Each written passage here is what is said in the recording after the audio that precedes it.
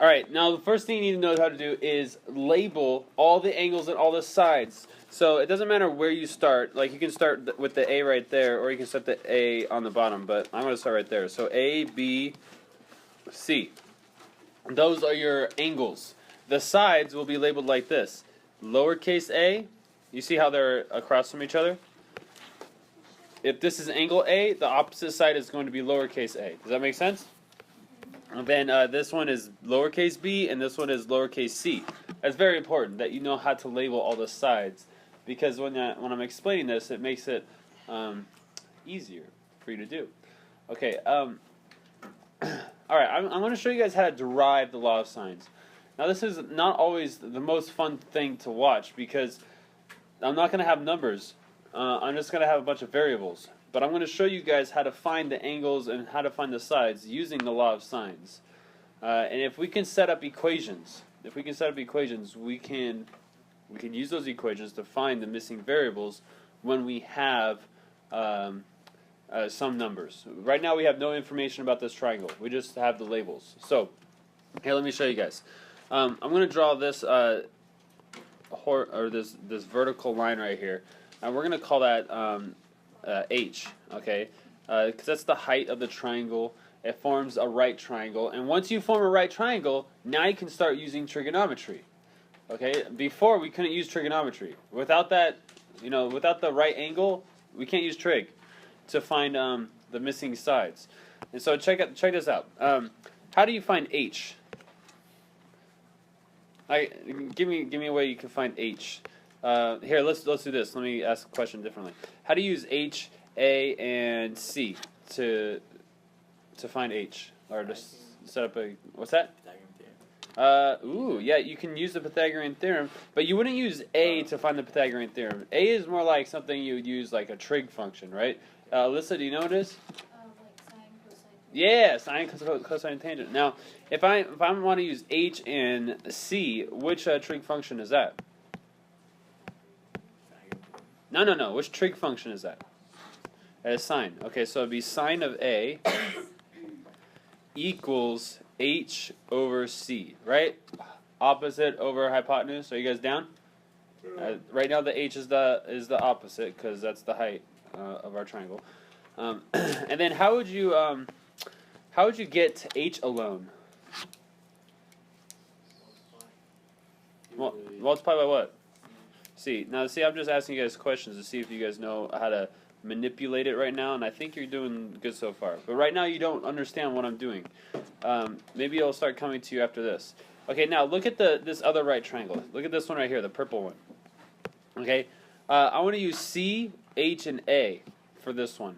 How would I set up a trig equation for those? Like, which trig equation would I use? Sine? So we're going to use sine of C, right? Is it C? Yeah. Sine of C equals, what does that equal? H over A? A over H, well, it's opposite over hypotenuse, right? Yeah. And that's opposite. And this is your hypotenuse for this right triangle, right? Yeah. Okay, cool. So we're good, right? You guys good? Now, how do you solve for H on this one? You guys know how to solve for H? Multiply by A, yes. Okay, so we multiply both sides by A, we get A times sine of C equals H. Because when you multiply this by A, the A's cancel out, and you multiply this side by A. Okay? So we have two things here that equal each other. We have H equals this, and H equals this. So H equals two things. And normally, when we have this triangle, we don't have an H here. Okay? We have nothing there. So I want to get rid of the H. I don't want to have an H in my equations. So do you guys know how to get rid of that H? You guys remember something called a system of equations? Yes, no? Oh, here, check this out. You see how H equals this? H also equals this. So can't I set those two things equal to each other? Can I say C times sine of A equals A times sine of C? Now, do I have an H anymore? No, there's no more H. Ooh, I like this equation. Okay, if we have an equation, we can find the other missing sides.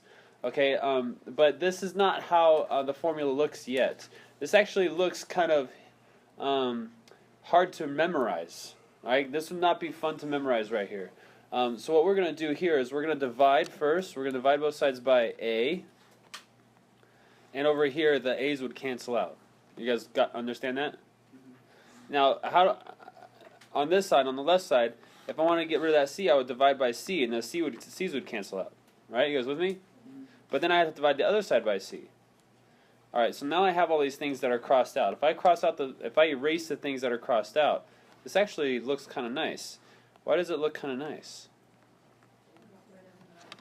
Now, you see how it says sine of a over a, and sine of a capital C over lowercase c? That'd be not that bad. Like, you can memorize that. And you know what's really crazy is that you also can write sine of b over lowercase b. All of these fractions equal each other. This fraction equals that. This fraction equals that. Now, you call them fractions or you call them ratios. It doesn't matter. They're the same thing. This right here, my students, is the law of sines.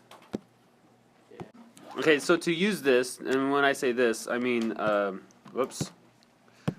this is the law of sines. We need 2 angles and 1 side,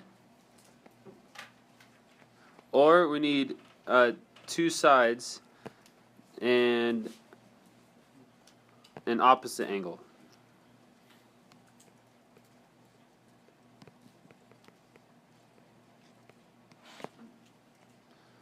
It says and what? An opposite angle. You can't read my yeah. And opposite angle, or you can say and 1 opposite angle. I don't care. I mean, it's the same thing. So did you guys write down your formulas? You have sine A over A, sine capital B over lowercase b, sine capital C over lowercase c. Or, the crazy thing is, you can reverse it. You can put the A on top and the sine on the bottom. And you would just have to do the same to all the other ones. I normally use the first one. It doesn't really matter which one you use because you get the same results. Just whatever you remember. Okay? And the most important thing is that these are opposite of each other. The angle is opposite the side, and the side is opposite of the angle. Okay, so let's check out an example.